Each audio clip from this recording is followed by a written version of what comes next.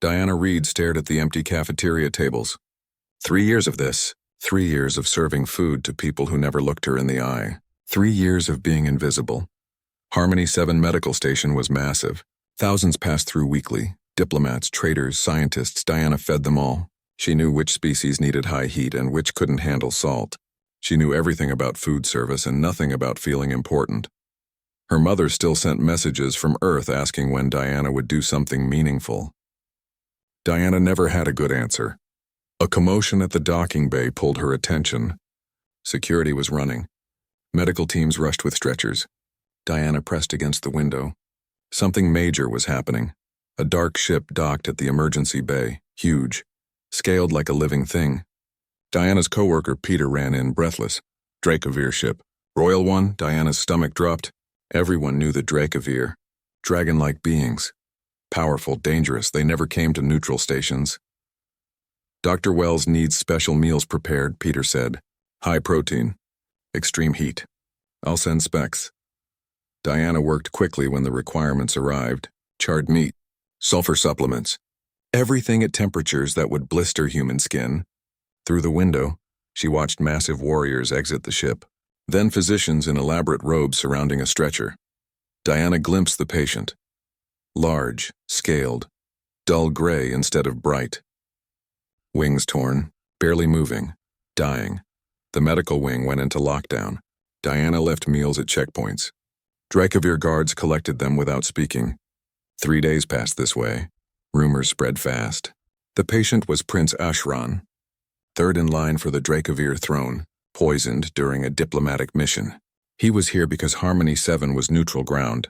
The worst rumor, he was refusing treatment. Refusing food. Just lying there, getting weaker. The royal physicians couldn't help. The warriors were growing hostile. Options were running out. Diana tried not to think about it.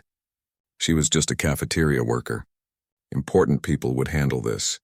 Important people always did. On day 4, her tablet chimed. Dr. Wells wanted to see her immediately. Diana had never been summoned by the administrator before. Her hand shook as she walked to his office. Dr. Wells looked exhausted. Diana Reed, we need your help. My help? I just work in the cafeteria. Exactly why we need you. He gestured for her to follow. The prince is dying. Won't accept food from anyone. Medical scans show he had human food in his system before the poisoning. Simple food. You prepared a meal for a Dracovir trader 6 months ago. Diana remembered. Stew and bread. Nothing special. We need you to try. Prepare something, anything. We're out of time. Diana's hands shook again outside the medical wing. What if it doesn't work? Then we've lost nothing. But you're our best hope right now. Diana returned to her cafeteria. What did you make for a dying prince? She thought of her grandmother. Simple broth. The kind you made for sick people who needed comfort more than nutrients. She prepared it carefully. Added bread. Nothing fancy. Just food made with care. She carried it through security checkpoints. Through reinforced doors.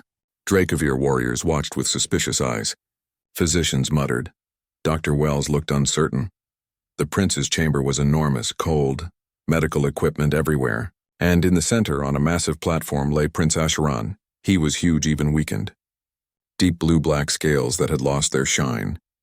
Folded wings with torn membranes, shallow, labored breathing. Every instinct screamed at Diana to run. This was a prince, a being who could crush her effortlessly. This was so far beyond her life, but she had come this far. She set down the tray and picked up the bowl. Her hands steadied. This was simple. He needed to eat. She knew how to help with that, Your Highness. I brought you something. Silence. Machines beeped. Everyone watched. Then Prince Asheron opened his eyes. Gold against dark scales. They held pain, exhaustion, and something like hope. Diana lifted a spoonful. Just broth.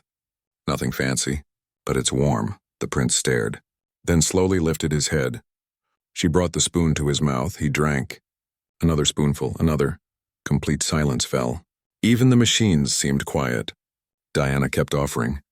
He kept accepting. She didn't think about the watching warriors. The impossible situation. Just the simple task. When the bowl was empty, she set it down. The prince's eyes closed, but his breathing was easier, deeper, steady.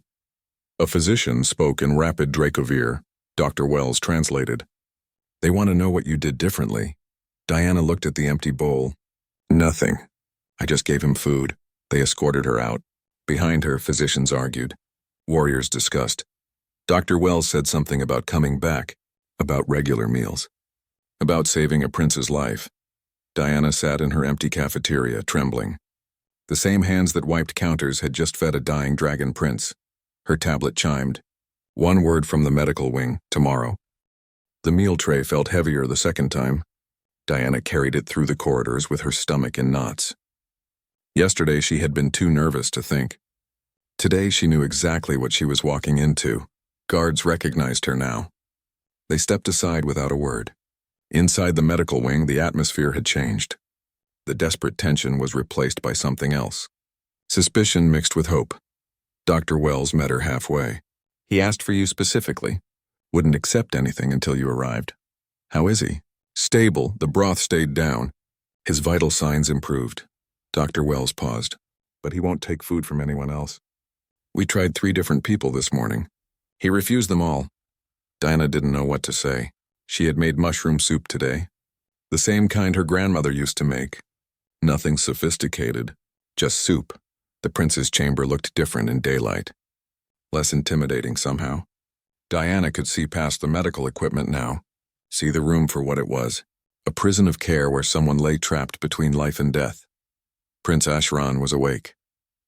He watched her enter with those gold eyes. His head was raised slightly on new supports. Small improvement, but improvement, Your Highness. I brought soup today. The prince made a low rumbling sound. He was trying to speak in her language. You returned. You asked me to. Diana picked up the bowl, testing the temperature. Is it all right if I come closer? A slight nod. Diana approached and lifted a spoonful. The prince accepted it without hesitation. Then another. They fell into a rhythm. Offer, accept, repeat. Simple. The kind of thing Diana had done 1,000 times, except this wasn't just anyone. After half the bowl was gone, the prince spoke again. Why do you help me? Diana considered. Because you need to eat, and I know how to help with that. Others tried. I refused them. Why? His eyes closed briefly. When he spoke, his voice was quiet. They want me alive. They do not care if I am well. Something tightened in Diana's chest. She had seen this before. Patients who recovered because they were expected to, not because they wanted to. Do you want to be well? Gold eyes opened, studying her. I do not know anymore. Diana offered another spoonful. That's okay. You don't have to know.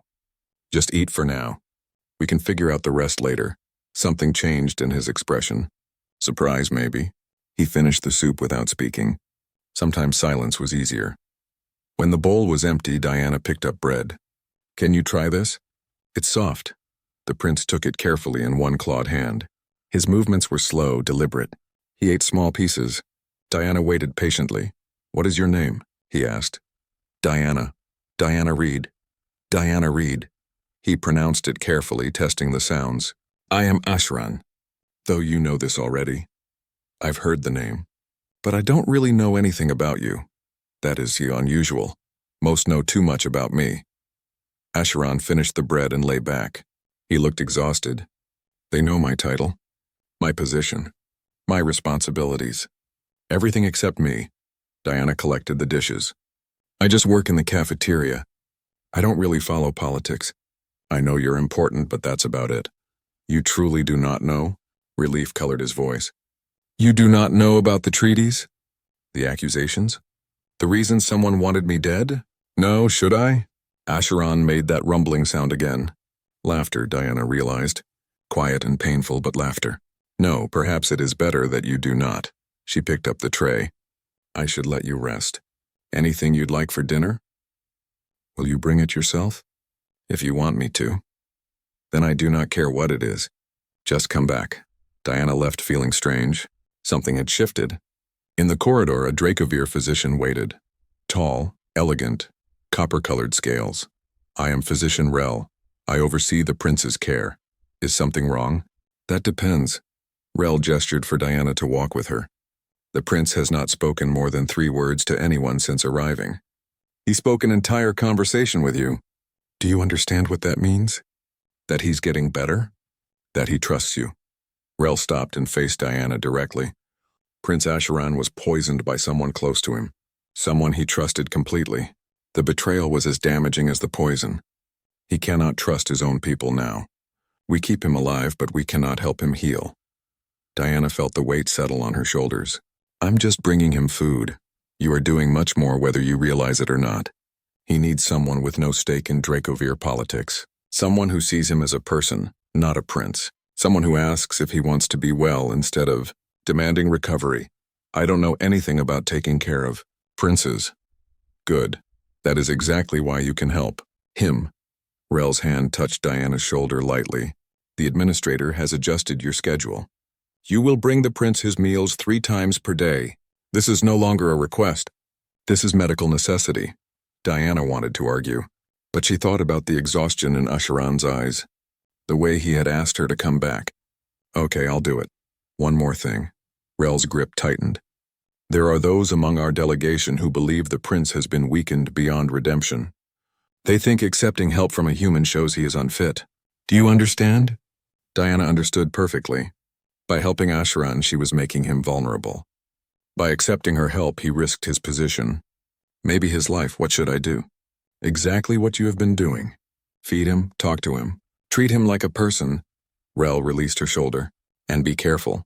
Not everyone wants him to recover. Diana returned to the cafeteria in a daze. That evening, she brought Asheron simple stew. He was sitting up, supported by pillows. The improvement was visible. His scales had more color. His breathing was easier. He even managed a slight smile. You came back again. I said I would. Diana prepared a bowl. How are you feeling? Less like dying. More like merely broken. Broken can heal, can it? Even when the breaking came from within? Diana thought about her own life. About leaving Earth feeling like she would never amount to anything. About 3 years doing work nobody noticed. About feeling broken in small invisible ways. Yes, even then. They ate in comfortable silence.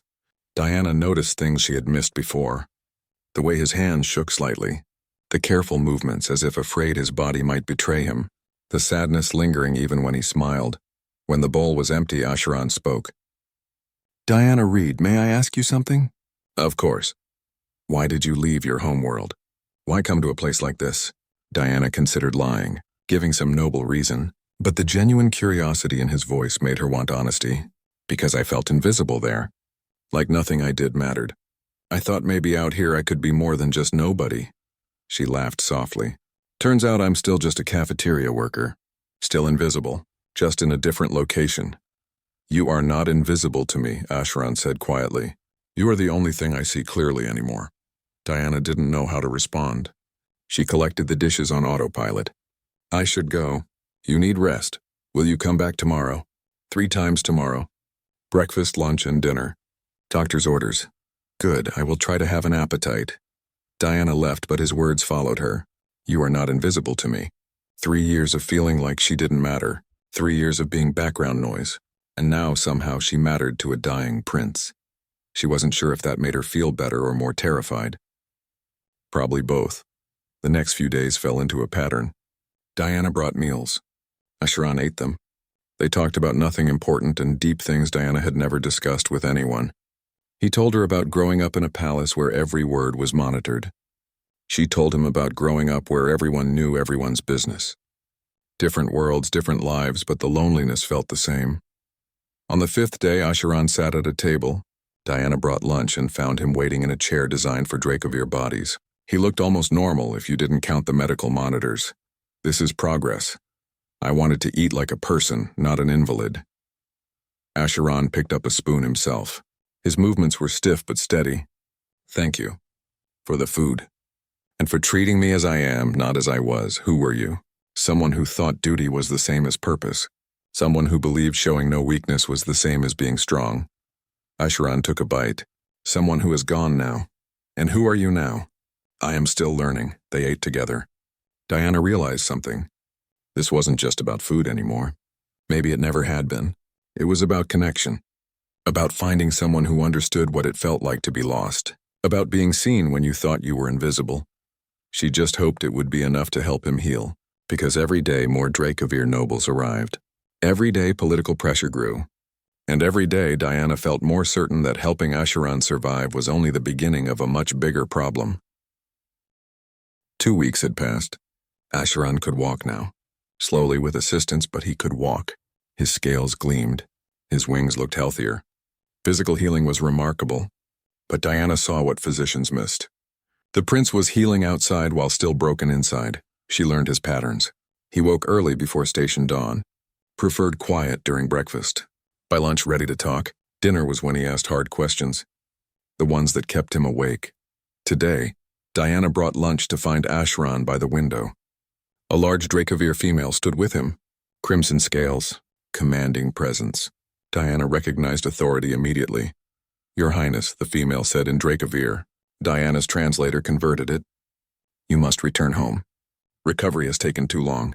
Responsibilities are waiting." "I am aware of my responsibilities, High Commander Vrath." Asheron's voice was steady but cold. "I am also aware that returning home may finish what the poison started. You cannot hide here forever." "I am not hiding. I am healing." Vrath turned and noticed Diana with the lunch tray. Her golden eyes narrowed. "Is this the human? The one you have allowed to attend you?" "Diana Reed is my guest," Asheron said firmly. "You will show her respect." Vrath studied Diana. Then she performed a slight bow. "Bare minimum courtesy, I see. How very progressive, Your Highness." The words dripped disapproval. "We will discuss this further. Your position demands certain standards." She left. The silence felt heavy. Diana approached and set down the tray. "Should I come back later?" "No, stay." Asheron sat at the table. "Vrath believes I am making a mistake. She is not alone." "What kind of mistake?" Diana began serving food. Roasted vegetables with rice and light sauce. Accepting help from someone outside our species. Showing weakness by needing anyone. Asheron picked at his food. In Dracovere culture, independence is valued above everything.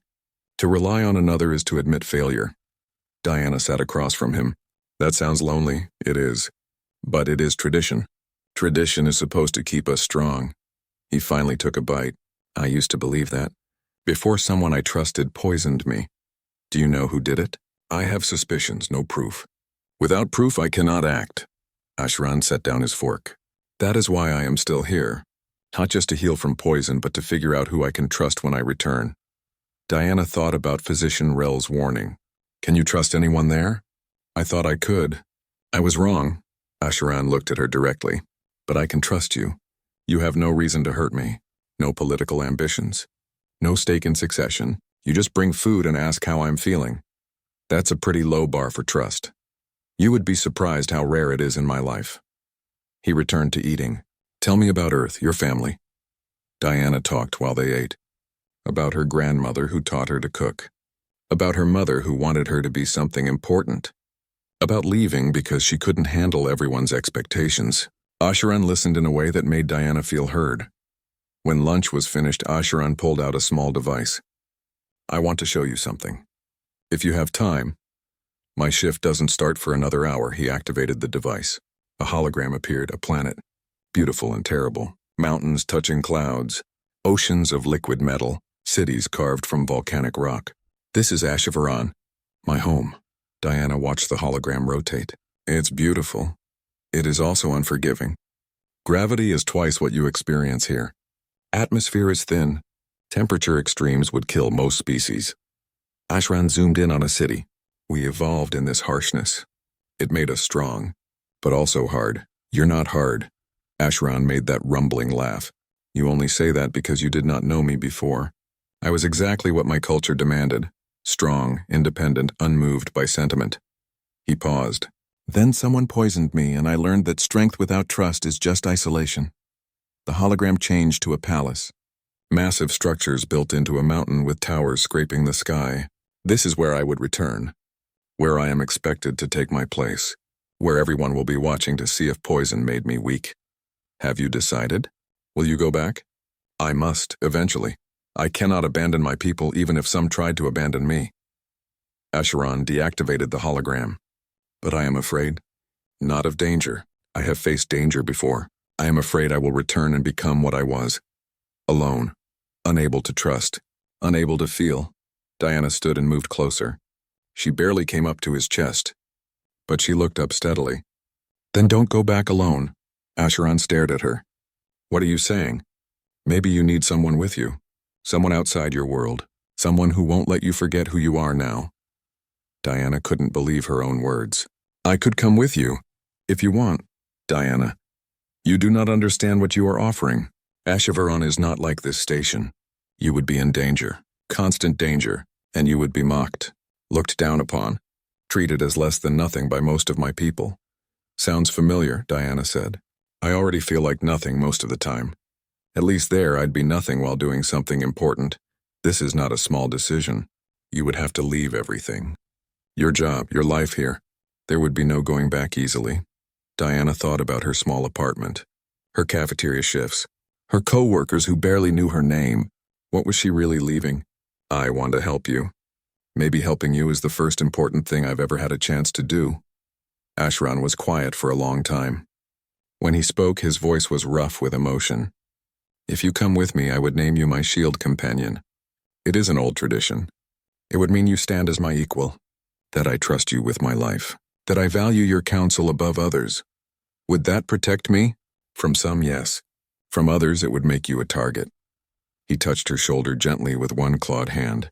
I would do everything to keep you safe, but I cannot promise it would be enough. Diana felt the weight of his hand, careful despite his strength. Maybe being needed was worth being in danger. Maybe mattering was worth the risk. I'll do it. I'll come with you. You should take time to think. Talk to your family. Consider all risks. I don't need time. I've spent 3 years thinking about whether my life matters. This is the first time I've felt like it might. Diana smiled despite her racing heart. When do we leave? Not for another week minimum. Physicians want to be certain I can handle the journey. Acheron removed his hand. But Diana, if you change your mind, I will understand. This is not normal for anyone. Nothing about this situation is normal. Might as well keep going. They talked for the rest of the hour. Acheron explained what life on HFY would be like. Customs she would need to learn. Dangers she would face. Political situations waiting. Diana listened and tried not to let fear show. When she left to start her shift, her mind was spinning. She had just agreed to leave her entire life behind to follow a dragon prince to his home world, where people would hate her, where she might die, where everything would be strange and difficult and dangerous. She should feel terrified, she did, but underneath terror was something else. Excitement, purpose. The feeling that finally, after years of drifting, she was moving towards something instead of away from everything. Diana returned that evening with dinner. Acheron was waiting. She could tell he had been worried she might not come back, that she might have changed her mind, but she set down the tray and smiled. Still here. Still planning to follow you home. Hope you like the soup. Acheron's entire body relaxed. I was afraid, I know, but I keep my promises. You should know that about me by now. They ate dinner together. For the first time since Diana met him, Acheron looked genuinely hopeful. Not just healing, not just surviving, actually hoping for a future. The next days passed quickly. Diana gave notice, packed her apartment, sent a message to her mother trying to explain, applied for travel documents, did all the practical things that came with changing your life. But at night, lying in bed, Diana let herself feel the fear. What if she wasn't strong enough? What if she failed Acheron? What if this was the biggest mistake of her life? Then she thought about his voice saying, "You are not invisible to me." She thought about having purpose, about being needed, about finally mattering, and she decided that even if this turned out to be a mistake, it was better than spending life wondering what might have been. On the 5th day of preparations, High Commander Vrath returned. Diana was with Acheron going over travel arrangements. Vrath entered without knocking. She looked at Diana with barely concealed disgust. You cannot be serious, Your Highness. Taking a human to HFY as your shield companion? The Council will never accept it. Your enemies will use it against you. This goes against every tradition. Acheron stood, drawing himself to full height. Diana Reed has done more for me than anyone in the royal court. She has earned this position. I will not be swayed. Then you are a fool, and you will bring shame upon your house. If offering trust to someone who has earned it brings shame, then I will bear that shame gladly. Acheron moved to stand beside Diana. She is my shield companion. Anyone who wishes to challenge that can challenge me directly. The temperature seemed to drop. Vrath stared at them both. Then she bowed slightly, the gesture mocking. As you wish, Your Highness. I will inform the council. They will be most interested. She left. Diana released a breath she hadn't realized she was holding. I think I just made a powerful enemy. You made several the moment I named you my shield companion. But you also gained my protection. Anyone who harms you answers to me. Diana hoped that would be enough. But deep down, she knew that going to HFY would test her in ways she couldn't imagine. She just had to hope she was strong enough to survive. The royal warship was massive. Diana stood in the docking bay watching cargo load. Everything was huge. The ship the size of a small city, crew moving with military precision. Diana felt smaller than ever. Dr. Wells stood beside her holding a small device. This is an emergency beacon. If anything goes wrong, if you feel unsafe, activate it. We'll do everything we can to extract you. Diana took the beacon and tucked it into her pocket. Thank you for everything. You're doing something remarkable, or possibly crazy. I haven't decided which. Dr. Wells managed a small smile. Take care of yourself, Diana Reed, and take care of him. I think you might be the only one who can. Ashran approached, walking steadily. He wore formal armor, dark and polished, making him look every bit the royal. But when he looked at Diana, his expression softened. Are you ready? As ready as I'll ever be. The journey to HFY took 5 days. Diana spent most time in her assigned quarters. Luxurious by her standards. The room had a bed, desk, and window showing endless stars. She tried to learn Dracovir language from files Asheron gave her. Tried to prepare mentally. Mostly tried not to panic. Asheron visited every evening. He brought food from the ship's kitchen. They ate together like they had on the station. Those moments felt normal in a situation that was anything but. He told stories about HFY, about the palace where he grew up, about his family. Complicated, political, often cruel. My father is the High King, Ashran explained on the 3rd night. He is old and traditional. He will not approve of you. My mother is more open-minded, but she will not go against him publicly. My older brother Ren sees me as competition. My younger sister Kira might be an ally, but she is too young to have real influence. So basically I should expect everyone to hate me. Not everyone. Servants might be curious. Common people might see you as interesting. But nobles, military leaders, council members, yes, they will hate you, or see you as proof I have been weakened. Great, no pressure. Ashran reached across the table and gently took her hand. His claws were careful not to scratch. I will not let them hurt you. That is a promise. Diana wanted to believe him. She had seen how Vrath looked at her. She knew promises could only protect so much. Still, she squeezed his hand back. I trust you. On the 5th day they arrived. Diana stood at the window watching HFY grow larger. The planet was exactly as the hologram showed, but seeing it in person was different. Mountains taller than anything on Earth. Metal oceans reflecting light in strange, beautiful ways. Cities glowing with red-orange light from volcanic activity beneath. It's incredible, Diana whispered. It is home. For better or worse, landing took hours. Navigate through defensive systems. Security checkpoints. Wait for diplomatic clearances. Finally, they docked at the royal port. Diana felt her stomach twist. This was it. No going back. Asheran led her through corridors filled with Dracovir warriors and officials. Everyone stared, some with curiosity, most with hostility. Diana kept her head up, tried to look confident. Inside, she was terrified. The palace was carved into a mountain. Hallways enormous. Ceilings so high Diana felt dizzy looking up. Everything made of polished stone. Tapestries showing battles. Sculptures of past rulers watching from alcoves. Beautiful and intimidating equally. They walked for what felt like miles, reached Asheron's residential wing. The quarters were massive. Rooms for sleeping, eating, bathing, entertaining.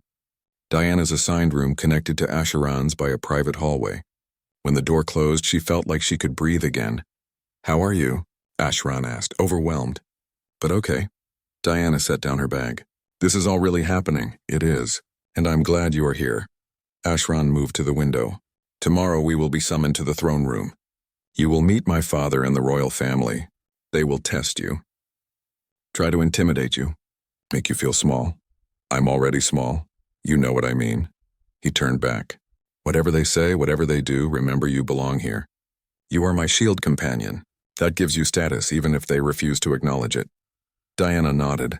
What should I do? Be yourself. Answer honestly. Do not try to impress them or win approval. You will fail if you try, and they will see you as weak. Ashran approached and placed a hand on her shoulder. Just stand beside me. That is all I need.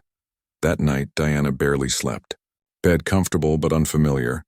Palace sounds strange. Mind racing through all the ways tomorrow could go wrong. When she finally dozed off, she dreamed of golden eyes watching from shadows. Morning came too quickly. A servant arrived with formal clothing, designed for humans but made in Dracovere style. Dark colors, clean lines, practical but elegant. Diana dressed carefully, hands shaking. In the mirror, she barely recognized herself. Asheron met her in the hallway. He wore full formal armor, more elaborate than on the ship. He looked every bit the prince, powerful, regal, untouchable. But when he saw Diana, he smiled. You look ready. I looked terrified. That too. But you clean up well. He offered his arm, a gesture of respect in Dracovere culture. Shall we? The walk to the throne room took forever. Corridors stretched endlessly. Guards watched them pass. Nobles whispered. Diana focused on breathing, on not passing out. The throne room doors were 20 feet tall. Solid metal, they opened slowly, revealing a space so large Diana couldn't see far walls. Ceiling disappeared into shadow. At the far end, on platforms of carved stone, sat the royal family. The High King was massive, deep black scales with hints of red, cold eyes watching. Beside him sat the Queen, slightly smaller but no less intimidating. Two other figures on lower platforms, a male around Asheran's age, his brother Ren, and a younger female, barely more than a child. Watching Diana with open curiosity, Asheron walked forward steadily. Diana matched his pace. They stopped at designated distance. Asheron bowed. Diana followed, trying to copy exactly. The silence felt crushing. So, the High King said finally, voice deep and resonant. You return, my son, and you bring this. Diana felt contempt in those words. This, not even a person, just a thing. I bring my shield companion, Asheron said firmly. Diana Reed. She saved my life when others could not. A human. The Queen's voice was softer but no warmer. You name a human as your shield companion. Have you lost your mind along with your dignity? I have found clarity, Mother. Something I lacked before the assassination attempt. The brother Ren leaned forward. Clarity? Is that what we're calling weakness now? You were poisoned, Asheron. You should have recovered on your own. Instead, you let a primitive species tend to you like a child. Diana felt anger flash through terror. But before she could speak, Asheron stepped slightly in front of her. Diana is anything but primitive. She possesses skills and wisdom that saved my life when all our advanced medicine failed. I would think twice before insulting her in my presence. Or what? Ren stood. Will you challenge me? In your weakened state, because of some human you've grown attached to? If necessary, yes, dead silence. Diana could hear her heartbeat. This was escalating fast. She had to do something. Your Majesties, Diana said, voice smaller than she wanted but steady.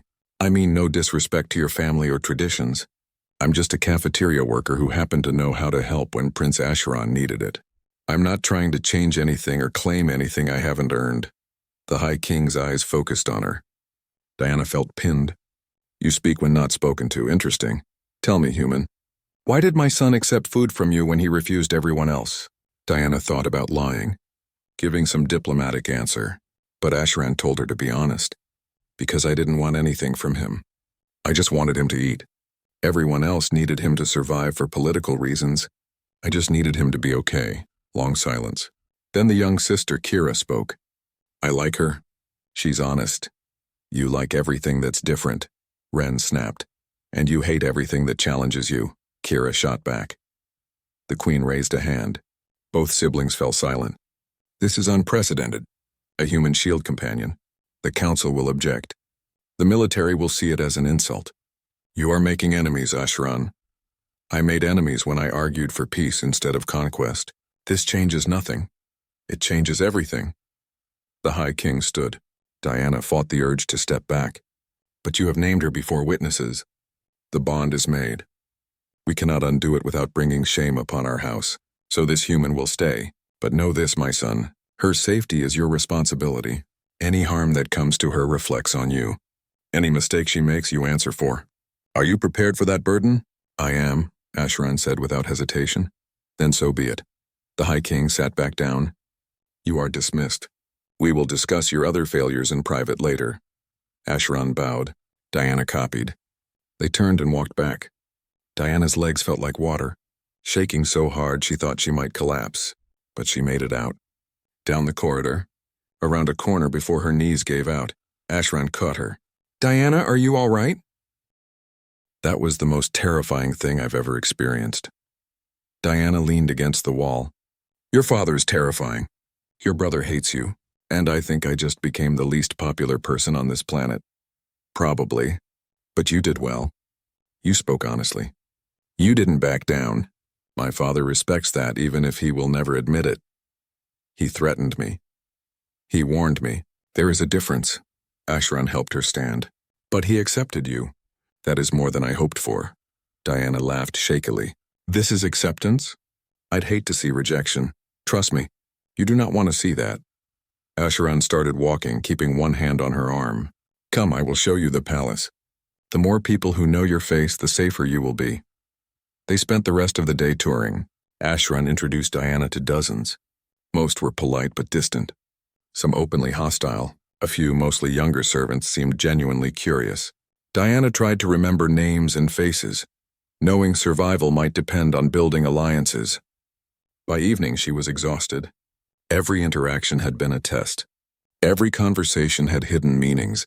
She felt constantly one wrong word away from disaster. Asheron brought dinner to her quarters. Simple food, similar to the station. The familiarity made Diana want to cry. Thank you for this. For everything. You deserve thanks. You left everything for me. I will not forget. They ate in comfortable silence. When Diana felt steady enough to speak, she looked at Asheron seriously. I need to learn faster. Understand the politics. The dangers. I can't just hide and hope for the best. I know. Tomorrow I will assign you a tutor. Someone I trust. They will teach you our language, customs, how to navigate court. Asheron set down his fork. But Diana, promise me something. If it becomes too much, if you are truly in danger, you will use that beacon and leave. I'm not leaving you. Diana, I'm not. I came here to help. To stand beside you. I'm not running at first trouble. Asheron looked like he wanted to argue, but he just nodded. Then I will do everything to make sure you never need to. Diana went to bed with her mind spinning. She had survived day one, barely. How many more days like this could she handle? How long before someone decided she was too much of a problem? How long before her presence got Asheron hurt? She didn't have answers. All she had was determination. She had come too far to give up. Whatever happened next, she would face it, because Asheron needed her, and for the first time in her life, being needed felt like enough reason to be brave. Diana woke to shouting. She jerked upright, heart racing, trying to place the sound. Palace walls were thick, but voices were loud enough to penetrate. Angry voices. Somewhere close. She threw on clothes and rushed to her door. The hallway was empty, but commotion was clearer. Coming from Asheron's quarters. Diana ran down the connecting corridor. Guards blocked the entrance, looking hostile. Let me through. The prince is in a meeting. You are not permitted. I'm his shield companion. That means I have the right. Guards exchanged glances. One spoke into a device. After a tense moment, the door opened. Diana pushed past and entered chaos. Military officers filled the room, all shouting. Maps and displays covered every surface. In the center stood Asheron, looking exhausted but determined. High Commander Vrath noticed Diana first. This is a military briefing. The human has no place here. Diana stays, Asheron said firmly. Continue your report, Commander Thrace. A younger officer stepped forward. Your Highness, border conflicts with the Keldon system are escalating. They've destroyed 3 outposts in the past week. The military council demands authorization for full assault. Which is exactly what they want, Asheron said. The Keldons are baiting us into war. If we attack, we'll be seen as aggressors. We'll lose any chance at diplomatic support from neutral systems. Diplomatic support? Vrath's voice was scornful. We don't need support. We need to show strength. Every day we hesitate makes us look weak. Every day we rush toward war makes us look foolish. Asheron gestured at maps. The Keldons have been trying to provoke us for months. They know they can't win direct conflict, so they're trying to make us look like warmongers. Then their allies will have justification to join against us. Or maybe you're just afraid to fight, another officer muttered. The room went cold. Asheron turned to face the speaker, a large male with scarred scales. Say that again, Commander Brix, clearly. Brix straightened. I said maybe the assassination attempt took more than just your physical strength. Maybe it took your courage as well. Diana saw Asheron's claws flex, saw anger in his posture. This was about to get violent. She had to do something. Can I ask a question? Every head turned. Vrath looked furious. This is not the time. Actually, I think it is. Diana moved closer to maps, studying them. She didn't understand all symbols, but understood enough. These outposts that were destroyed. Where were they? On the border, Commander Thrace said. Why does it matter? Were they military outposts or civilian stations? Mixed use. Supply depots mostly. Some civilian traders use them as well. Diana traced a line on the map. So the Keldons attacked supply stations. Not military bases. Not main defenses. Just supply lines. That's not trying to start war. That's trying to make you overreact. She's right, Asheron said quietly. They're targeting our weakest points, hoping we'll respond with overwhelming force. Then they can claim we're aggressors and call in their allies. Or, Vrath said, they're testing our defenses before launching real attack. Either way, we need to respond with strength. Not strength, strategy. Asheron pointed at the map. We reinforce remaining outposts. Increase patrols. Make it clear we won't be baited into attacking first. And we continue diplomatic channels showing neutral systems that we're trying for peace. Brix laughed harshly. Diplomatic channels? Like the ones that got you poisoned? Silence again. Diana felt tension like physical weight.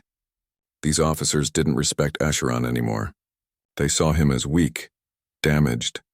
Every day he argued for peace instead of war, he lost more support. This meeting is over, Asheron said coldly. I've made my decision. Reinforce defensive positions. No offensive actions without my direct authorization. Dismissed. Officers filed out, most looking angry. Vrath paused at the door. Your Highness, the military needs a leader who will lead, not one who hides behind human companions and peace treaties. She left before Asheron could respond. The door closed. Suddenly the room felt too quiet. Asheron stood perfectly still, staring at maps. Diana approached carefully. Are you all right? No. Asheron's voice was tight.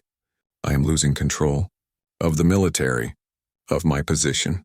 They think I'm weak and every decision confirms it in their eyes. You're not weak. You're trying to avoid unnecessary war. The distinction doesn't matter if they overthrow me. Asheron finally turned to look at her. And they will, Diana.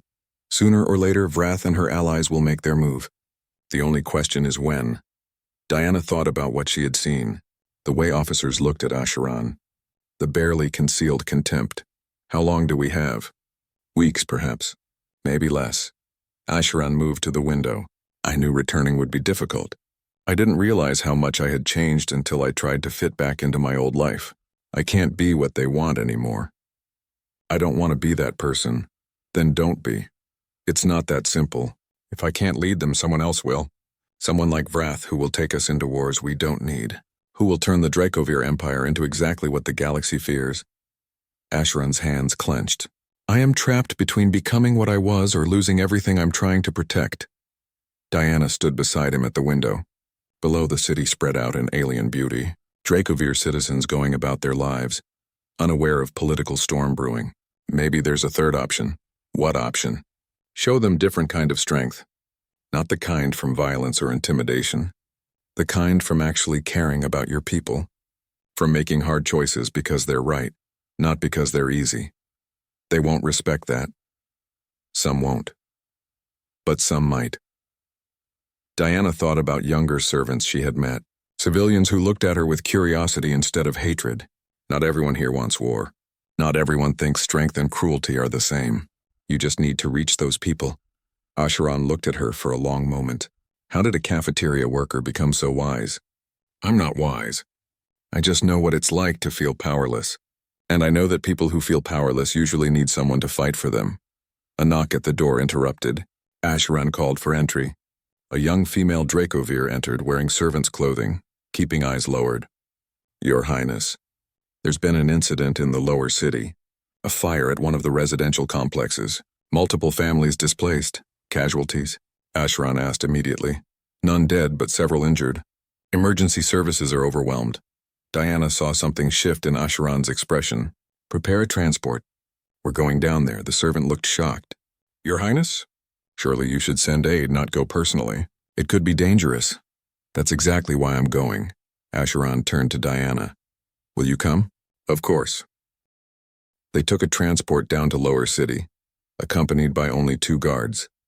Vrath would be furious when she found out, but Asheron didn't seem to care. Diana watched through the window as they descended from palace heights into sprawling lower levels. This was a part of Ashvaron she hadn't seen before. Crowded, industrial, much poorer than upper levels. The fire was still burning when they arrived. Emergency crews worked to contain it while displaced families huddled in the street. Diana saw children crying, parents trying to comfort them, elderly Dracovir looking lost and confused. Her heart broke. Asheron stepped out of the transport and the crowd went silent. Whispers spread. The prince is here. Diana followed, feeling dozens of eyes. Emergency coordinator, a female with soot-stained scales, stared at him in disbelief. Your Highness, you shouldn't be here.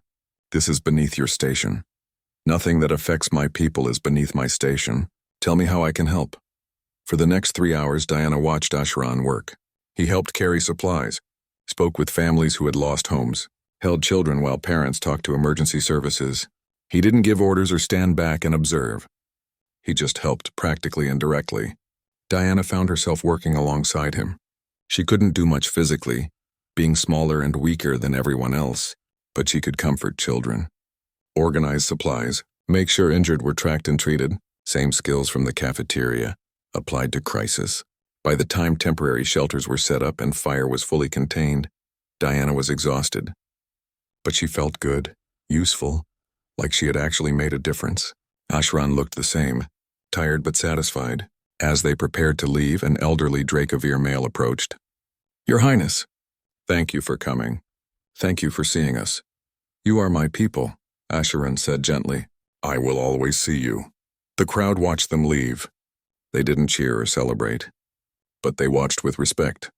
Real respect, earned through action instead of demanded through title. On the transport back, Asheron sat beside Diana in silence. Finally, he spoke. The military officers will hear about this.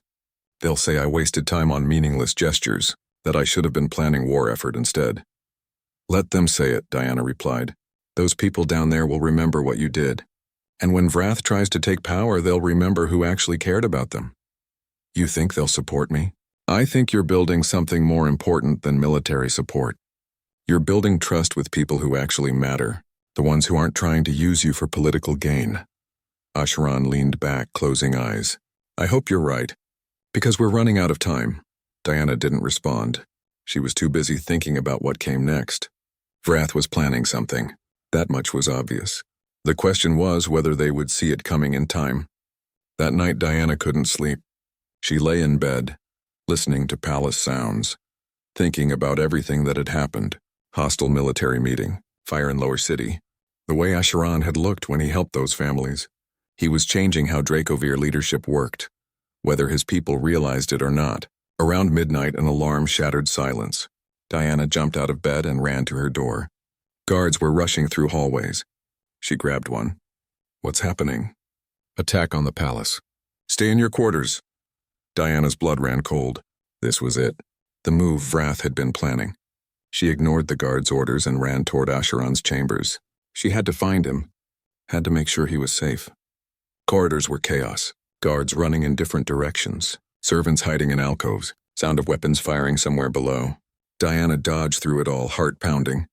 She found Asheron in his main chamber, already armed and armored. Relief flooded through her. You're okay. For now. This isn't a full coup, just a demonstration of force. Vrath is trying to pressure my father into removing me from succession. Asheron checked his weapons. Stay here. Lock the door. Don't open it for anyone but me. I'm coming with you. Diana, no. This is too dangerous. I'm your shield companion. That means I stand with you, especially when it's dangerous. Diana grabbed his arm. Besides, I might be able to help. You're going to need someone who thinks differently than a warrior." Acheron looked torn, but finally he nodded. "Stay close to me. If I tell you to run, you run. Understood?" "Understood." They left the chamber together, heading toward sound of fighting. Diana had no idea what she could do in a military situation. She wasn't a warrior, wasn't trained for combat, but she was done hiding while others fought. Whatever happened next, she would face it standing beside Acheron. Even if it meant standing against an army, smoke filled lower corridors. Diana pressed cloth over her mouth, trying not to cough. Acheron moved ahead, checking corners, weapon ready. They could hear fighting deeper in Palace, but residential wing was eerily quiet. "They're forcing loyalist guards toward throne room," Acheron said, "creating siege without actually breaching royal quarters. Smart. My father can't accuse them of treason if they never directly attack the royal family." "But they're cutting off supplies?" "Exactly. Force us to submit through attrition instead of combat." Acheron paused at intersection. "They're counting on nobles being too comfortable to withstand siege. Most will pressure my father to negotiate rather than fight."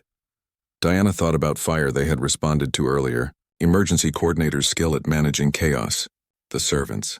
The ones who actually run Palace. Where are they? Acheron looked at her. "Probably sheltering in service areas. Why? Because they know Palace better than anyone. And they know where supplies are kept." Diana felt an idea forming. "You said this is about cutting off resources. But rebels can't control entire Palace. They're focusing on main corridors and noble areas. Service tunnels, maintenance shafts, kitchen access routes. Those are probably still open." Understanding dawned in Acheron's eyes. "We could move supplies through servant areas. Keep loyalist sections fed and functional. More than that, we could organize it. Make sure people are being taken care of. Show everyone that even in crisis someone is thinking about their needs." Diana grabbed his arm. "You said Vrath is counting on people being uncomfortable. But what if they're not? What if they have food and water and medical care? How long will siege last then?" "Not long. Without suffering, there's no pressure to negotiate." Acheron's expression shifted from worry to determination. "Can you organize this? Coordinate with servants?" "It's basically what I did in Cafeteria. Just on bigger scale. Then do it. I need to help coordinate defense." "But Diana, if this works, you'll be undermining Vrath's entire strategy. She'll know it was you. She'll make you a target." Diana thought about emergency beacon in her pocket. She could activate it right now. Get extracted to safety. Leave Acheron to face this alone. But she thought about families they had helped earlier. About Acheron trusting her enough to share his food when he was dying. About finally having purpose that mattered. "I'm already a target. Might as well make it count." Acheron pulled her into brief embrace. "Be careful, please." "You too." They separated. Acheron headed toward fighting. Diana headed toward service areas, mind already working through logistics. She found first group of servants sheltering in storage room. They looked terrified. Most were young, barely trained. They stared at Diana with wide eyes. "I need your help," Diana said directly. "Who knows the service tunnels best?" A male stepped forward. "I do. I've worked maintenance for 5 years." "Good, what's your name?" "Kev." "Okay, Kev, here's what we're going to do." Diana pulled out her tablet, marking map. "Rebels have cut off main supply routes, but they can't control entire Palace. I need you to show me every alternative route. Every maintenance shaft, every service tunnel, everything they won't be watching." Kev studied map. "There are dozens of routes, but they're narrow. Dangerous in some places. Can we move supplies through them?" "Slowly, yes." "Then that's what we'll do." Diana turned to other servants. "I need volunteers. We're going to keep this palace running. Keep people fed. Keep medical supplies moving. Keep everyone as comfortable as possible." "Why?" one asked. "Rebels will win eventually." "Nobles always do." "Maybe. But while we're waiting, people still need to eat. Children are still scared. Injured still need care." Diana met their eyes steadily. "I'm just a human. I can't fight. I can't change politics. But I can make sure nobody starves.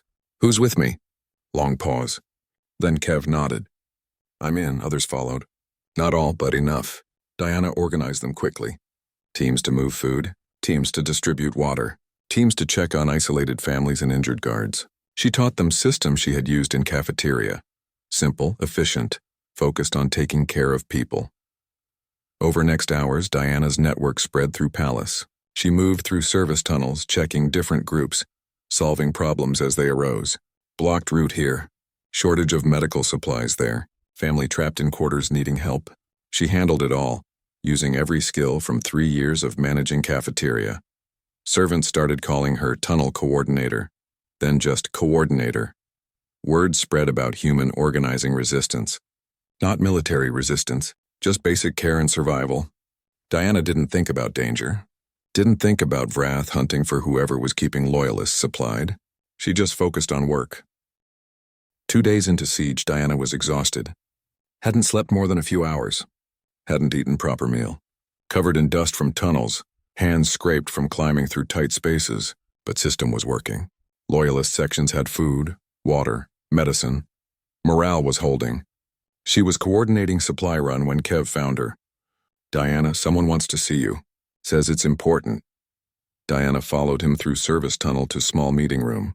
Inside she found Asheron, Physician Rel, and several other Dracovir she didn't recognize. They all looked tired but alert. Diana! Asheron's relief was visible. I've been trying to find you. Nobody knew where you were. I've been moving around, staying ahead of rebel patrols.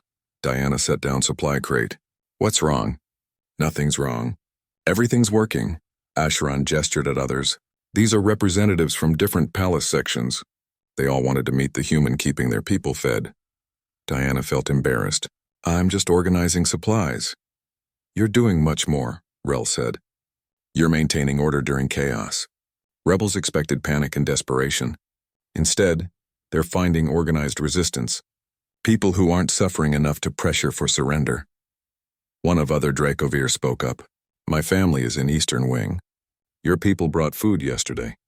My children were terrified, but your volunteers stayed and talked to them. Made them feel safe. That's not just logistics. That's leadership. Diana didn't know what to say. I just did what needed to be done. Exactly, Asheron said quietly. And in doing so, you've shown everyone what real leadership looks like. Not giving orders from safety, not demanding respect through title, just taking care of people who need help. An alarm echoed through Palace, different from before. 3 sharp tones. Everyone tensed. That's negotiation signal, Rel said. Wrath is calling for talks. Already? Asheron looked surprised. It's only been 2 days. Her siege isn't working, Diana said slowly. People aren't desperate enough, aren't suffering enough. She's losing support from her own people because we've taken away her leverage. Asheron smiled, fierce and proud. Then we've won. Not with weapons, with care. Diana, you might have just prevented civil war. Diana felt dizzy. I just moved some food around. You did exactly what was needed. Just like when I was dying. Asheron stood. I need to attend negotiations. Diana, you should come. You've earned place at that table. I'm not a negotiator. I'm definitely not a politician. No, you're something more important. You're proof that leadership isn't about power. It's about service. Asheron offered his hand. Come with me. Stand beside me. Show them all what you've accomplished. Diana took his hand. Her body ached. She was filthy and exhausted. But she followed Asheron through corridors toward negotiation chambers. Servants nodded as they passed. Guards who had initially been hostile now showed respect. She had earned something. Not through violence or intimidation, through simply caring about people. Negotiation chamber was tense. Wrath sat on one side with her supporters. High King sat on other with loyalist nobles. Asheron entered and took his place beside his father. Diana stood slightly behind him, aware of every eye. Wrath spoke first. Your Majesty, 2 days of siege have proven Palace is divided. I propose we resolve this peacefully. Prince Asheron removes himself from succession. You name stronger heir. Military stands down. And if I refuse? High King asked. Then siege continues. Eventually suffering will force your hand. People will demand change. People aren't suffering, Asheron said quietly. Thanks to Diana and servants she organized, everyone has food, water, medical care. Your siege has failed, Wrath, not because we're stronger, but because someone actually cared about taking care of people. Wrath's eyes fixed on Diana with pure hatred. The human, of course. This is exactly the problem. You rely on others instead of your own strength. You show weakness at every turn. Is it weak to make sure children don't go hungry? Diana asked. Words came out before she could stop them. Is it weak to organize help for people who are scared? Because if that's weakness, then I guess I'm weak. But at least I'm useful. Chamber went silent. Diana realized she had just spoken directly to High Commander Vrath in front of everyone. She should probably be terrified. But she was too tired to care. Your Majesty, Vrath said coldly. This human speaks out of turn. She has no place in these negotiations. She has every place, High King said, surprising everyone. My son named her his shield companion.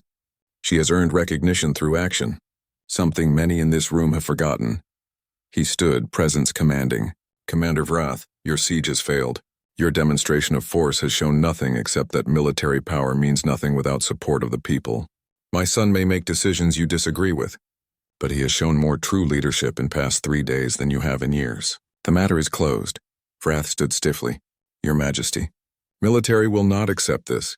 Then military will learn to adapt, as my son has adapted, as this human has adapted, as we all must if we are to survive in changing galaxy.